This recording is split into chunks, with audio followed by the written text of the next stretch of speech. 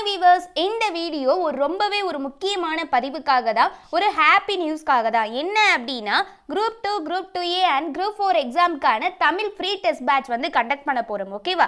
இதுக்குன்னே சொல்லிட்டு பார்த்தீங்க அப்படின்னா, நாம் நியூவாக ஒரு டெலகிராம் சேனல் கிரியேட் பண்ணியாச்சு. ஸோ இந்த தமிழ் ஃப்ரீ டெஸ்ட் பேட்சுக்குன்னு சொல்லிட்டு டெலகிராம் சேனல் லிங்க் டிஸ்கிரிப்ஷனில் இருக்கும். அதில் ஜாயின் ஆகிக்கோங்க. ஓகேவா? அதுக்கு முன்னாடி இந்த டெஸ்ட்டை எப்படி கண்டக்ட் பண்ணுவோம், இதில் என்னென்ன பெனிஃபிட்ஸ்லாம் இருக்குது, நீங்கள் எப்படி படிக்கணும், எவ்வளோ டேஸ் இதோட பிளான் அப்படிங்கிறதெல்லாம் ஃபுல்லாக வாட்ச் பண்ணிவிட்டு போங்க. ஓகேவா? இல்லைன்னா இதோட ரூல்ஸ் எல்லாமே உங்களுக்கு தெரியாத போயிடும். ஸோ எப்படி நம்ம கண்டக்ட் பண்ணுவோம் அப்படிங்கிறதும் தெரியாத போயிடும். ஸோ வீடியோவை எண்டு வரைக்கும் ஸ்கிப் பண்ணாத பாருங்கள். அப்போ தான் உங்களுக்கு நல்லா அண்டர்ஸ்டாண்ட் ஆகும். ஓகேவா? ஓகே, நம்மளுக்கு தமிழில் பார்த்தீங்க அப்படின்னா டோட்டலி 100 கொஸ்டின்ஸ் அப்படிங்கிறது தெரியும். ஓகேவா? ஆஃப் ஆஃப் தி போர்ஷன் பார்த்தீங்க அப்படின்னா தமிழில் தான் இருக்குது. அதாவது 100 கேள்விகள் தமிழில் இருக்குது. மீதம் 100 கேள்விகள் தான் ஜென்ரல் ஸ்டடீஸில் maths, polity, history, economics, unit 8, unit 9 அப்படின்னு சொல்லிட்டு நிறைய படிப்பீங்க. அது 100 கேள்விகள். ஓகேவா? ஸோ நாம் இந்த 100 கேள்விகள் அப்படிங்கிறது ரொம்ப ரொம்ப முக்கியமானது. ஸோ நாம் டைம் ஒதுக்குனாலுமே ஒரு நாளில் பாதி நேரத்தை தமிழுக்கு கொடுக்கணும், பாதி நேரத்தை தான் அந்த ஜென்ரல் ஸ்டடீஸ்க்கு கொடுக்கணும். ஓகேவா? ஏன் அப்படின்னா இதுல 100 கேள்விகள் இருக்கு, அதுல 100 கேள்விகள் இருக்கு. ஓகேவா? நம்மளுக்கான பிளான் பாத்தீங்க அப்படின்னா எவ்வளவு டேஸ் அப்படின்னா 100 டேஸ். அதாவது அக்யூரேட்டா சொல்லணும் அப்படின்னா 105 டேஸ், 15 வீக்ஸ் இந்த பிளான் இருக்கு.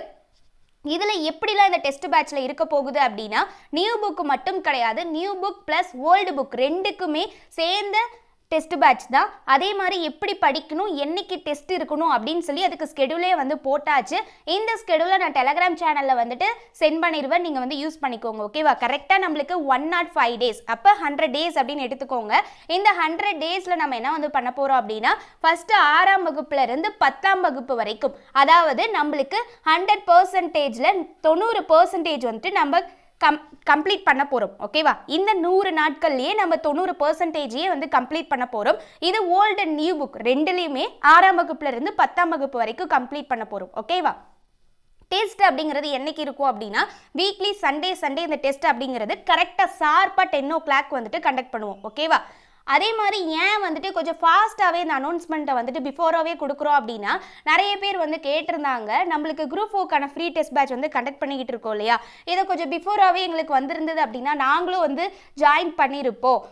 ஒரு வீக் முடிஞ்சிருச்சு, இப்போ ஜாயின் பண்ணால் நல்லா இருக்குமா? ஸோ நீங்கள் ஏதாச்சும் டெஸ்ட் பேட்ச் கண்டக்ட் பண்ணீங்க அப்படின்னா அதை பிஃபோராகவே அந்த அனௌன்ஸ்மெண்ட்டை கொடுத்துருங்க, தமிழுக்கு ஃப்ரீ டெஸ்ட் பேட்ச் கண்டக்ட் பண்ணுங்கன்னு சொல்லி நிறைய பேர் கேட்டிருந்தாங்க. ஸோ அதுக்காக தான் இன்னைக்கு Jan 9 அன்னைக்கே அதுக்கான அனௌன்ஸ்மெண்ட் கொடுத்தாச்சு. கரெக்டாக பார்த்தீங்கன்னா ஏன்னா 10 டேஸ்க்கு பக்கமாக இருக்குது. January 18 தான் டெஸ்ட் பேட்ச் ஸ்டார்ட் ஆக போகுது. ஸோ நீங்கள் அதில் ஜாயின் ஆகிக்கோங்க. ஓகேவா? நெக்ஸ்ட் பார்த்தீங்க அப்படின்னா 10ஆம் வகுப்பு வரைக்கும் முடிச்சுட்டு அடுத்தது 11 மற்றும் 12ஆம் வகுப்பு இருக்கு இல்லையா, அது அடுத்த ஸ்கெடியூலில் அடுத்த பிளானாக அந்த 11ம் 12ஆம் வகுப்பும் எப்படிலாம் படிக்கணும்னு சொல்லிட்டு அடுத்த ஸ்கெடியூலாக அது போகும். ஸோ இந்த ஸ்கெடியூல் எப்படி இருக்கும் அப்படின்னு சொல்லிட்டு ஒரு இது மட்டும் பார்த்துடலாம். ஓகேவா? ஃபஸ்ட்டு பார்த்தீங்க அப்படின்னா நம்மளுக்கான ஃபஸ்ட்டு வீக் எப்போ ஸ்டார்ட் ஆகுதுன்னா January 21 January 27, அதாவது சண்டேலேருந்து சாட்டர்டே வரைக்கும் ஒரு வீக்குக்கானது என்னவோ அதை நீங்கள் படிப்பீங்க. அடுத்த சண்டே நீங்கள் டெஸ்ட் எழுதுகிற மாதிரி இருக்கும். இப்போ January 21 27, January 21 அப்படிங்கிறது சண்டே, January 27 அப்படிங்கிறது சாட்டர்டே. அது வரைக்கும் படிச்சுட்டு அடுத்த சண்டே January 28 அன்னைக்கு பார்த்தீங்கன்னா அடுத்த நாளே டெஸ்ட் எழுதுவீங்க. ஓகேவா? அதே மாதிரி இதில் என்னென்ன பெனிஃபிட்ஸ்லாம் இருக்குது அப்படின்னா, இப்போ நீங்கள் ஃபஸ்ட்டு வீக்கு என்னென்ன படிக்கிறீங்க, புதிய புத்தகத்தில் இருக்கக்கூடிய 6ஆம் வகுப்பு முதல் பருவம் இயல் 1, இயல் 2, இயல் 3 அப்படின்னு இருக்குமா, அதே மாதிரி பழைய புத்தகத்துலேயும் முதல் பருவம் இயல் 1, இயல் 2, இயல் 3 அப்படின்னு இருக்கும். நியூ புக் என்னவோ அதுதான் பழைய புத்தகத்துக்கு இருக்கும். இந்த மாதிரி படிப்பீங்க. அது மட்டும் இல்லாமல் இந்த ஒவ்வொரு இயலுக்குமே இயல் வைஸாக லைன் பை லைன் கொஸ்டின்ஸ்க்கான வீடியோவுமே வந்துடும். அதே மாதிரி பார்த்தீங்க அப்படின்னா நீங்கள் டெஸ்ட் எழுதுறதுக்கு முன்னாடி யூடியூப் செஷன்லேயும் டெஸ்ட் கண்டக்ட் பண்ணுவோம். ஓகேவா? இதுக்கான வீடியோஸ் எல்லாமே பார்த்தீங்கன்னா நைட்டு 7 o'clock மேலே தான் வரும். நீங்கள் அதுலேயே போய் ப்ராக்டிஸ் பண்ணிக்கலாம். ஓகேவா? ஸோ அந்த டெஸ்ட்டை அட்டன் பண்ணிவிட்டு January 28 அன்னைக்கு பிடிஎஃப்ல டெஸ்ட் கண்டக்ட் பண்ணுவோம். ஓகே? அப்போ அந்த ஃபஸ்ட்டு வீக்கான டெஸ்ட் எப்போ நடக்குது? January 28 நடக்குது.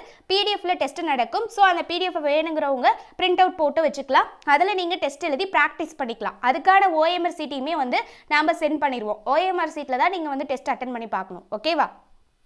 அடுத்தது வந்து பார்த்தீங்கன்னா செகண்ட் வீக் ஜனவரி 28லேருந்து பிப்ரவரி 3 வரைக்கும் சாட்டர்டேலேருந்து, அதாவது சண்டே வந்து டெஸ்ட்டு முடிக்கிறீங்க அன்னைக்கு அந்த சண்டேவே வந்து படிக்கவும் ஸ்டார்ட் பண்ணிடணும். ஸ்டார்ட் பண்ணிவிட்டு சாட்டர்டே வரைக்கும் படிப்பீங்க. ஓகேவா? அடுத்தது பிப்ரவரி 4 சண்டே அன்னைக்கு டெஸ்ட் அட்டன் பண்ணுவீங்க.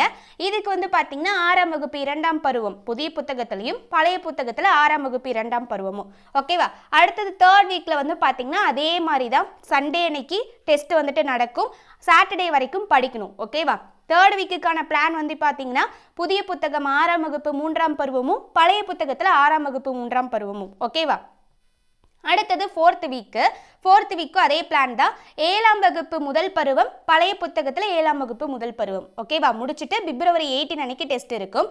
அடுத்தது ஃபிஃப்த் வீக்கில் வந்து பார்த்தீங்கன்னா புதிய புத்தகத்தில் 7ஆம் வகுப்பு 2ஆம் பருவம், அதே மாதிரி பழைய புத்தகத்தில் 7ஆம் வகுப்பு 2ஆம் பருவம். இதுக்கான டெஸ்ட் பிப்ரவரி 25 சண்டே அன்னைக்கு நடக்கும். ஓகேவா? அடுத்தது சிக்ஸ்த் வீக்கு. இதில் 7ஆம் வகுப்பு 3ஆம் பருவம் புதிய புத்தகத்திலையும் அதே போல் பழைய புத்தகத்திலையும் 7ஆம் வகுப்பு 3ஆம் பருவம். ஓகேவா? இதே மாதிரி படிக்கிறீங்க. இதுக்கான இயல் வைஸாக லைன் பை லைன் கொஸ்டின்ஸ்க்கான வீடியோஸும் வரும். அதே மாதிரி முதல் ஒரு பருவத்தை வந்து கம்ப்ளீட் பண்ணுறீங்க, ஒரு டேர்மை வந்து கம்ப்ளீட் பண்ணுறீங்க அப்படின்னா அதுக்கான டெஸ்ட்டுமே ஒரு 50 கொஸ்டின்ஸ் கொடுத்து நீங்கள் ப்ராக்டிஸ் பண்ணுற மாதிரி யூடியூப் செஷனில் கொண்டு போவோம். ஸோ அதையும் நீங்கள் வந்து அட்டன் பண்ணிடுவீங்க. அட்டன் பண்ணிவிட்டு என்ன பண்ணுவீங்கன்னா சண்டே மார்னிங் 10 o'clock அன்னைக்கு பிடிஎஃப்ல நீங்கள் அதுக்கான டெஸ்ட்டை அட்டன் பண்ணுவீங்க. ஓகேவா? வேணுங்கிறவங்க பிரிண்ட் அவுட்டும் வந்து போட்டு வச்சுக்கலாம். ஓகேவா? அடுத்தது வந்து பார்த்தீங்க அப்படின்னா செவன்த் வீக். அதே மாதிரி கொஸ்டின் எல்லாமே வந்து பார்த்தீங்க அப்படின்னா இந்த சண்டே அன்னைக்கு ஃபுல் டெஸ்ட் நடக்குது இல்லையா, இதில் வந்து பார்த்தீங்க அப்படின்னா ஓல்டு அண்ட் நியூ புக் ரெண்டுமே வந்து மிங்கிள் ஆகி தான் கொஸ்டின்ஸ் அப்படிங்கிறது இருக்கும். ஸோ அது மட்டும் இல்லாமல் நீங்கள் படிக்கிறீங்க இல்லையா வீக் டேஸ், இந்த வீக் டேஸ்லேயே வந்து பார்த்தீங்கன்னா பழைய புத்தகம் அண்ட் புதிய புத்தகம் ரெண்டுக்குமே இயல் வைஸாக லைன் பை லைன் கொஸ்டின்ஸ்க்கான வீடியோஸ் வந்துக்கிட்டே இருக்கும். இப்போ செவன்த் வீக்கில் 8ஆம் வகுப்பு இயல் 1, 2, 3 படிக்கிறீங்கன்னு வச்சுக்கோங்களேன். இதுக்கான இயல் 1க்கு லைன் பை லைன் கொஸ்டின்ஸ் வந்துடும் இந்த வீக்லேயே. அதே மாதிரி இயல் 2க்கும் லைன் பை லைன் கொஸ்டின்ஸ் வந்துடும், இயல் 3க்கும் லைன் பை லைன் கொஸ்டின்ஸ் வந்துடும். அதே மாதிரி தான் பழைய புத்தகத்துக்கும் 8ஆம் வகுப்பு முதல் பருவம் ஃபஸ்ட்டு படிக்கிறீங்க அப்படின்னா இதுக்கு ஃபுல்லாகவே ஒரு வீடியோ வந்துடும். ஓகேவா? ஸோ இதுக்குன்னு சொல்லிட்டு நீங்கள் ஒரி பண்ணிட்டுலாம் இருக்க தேவையில்ல.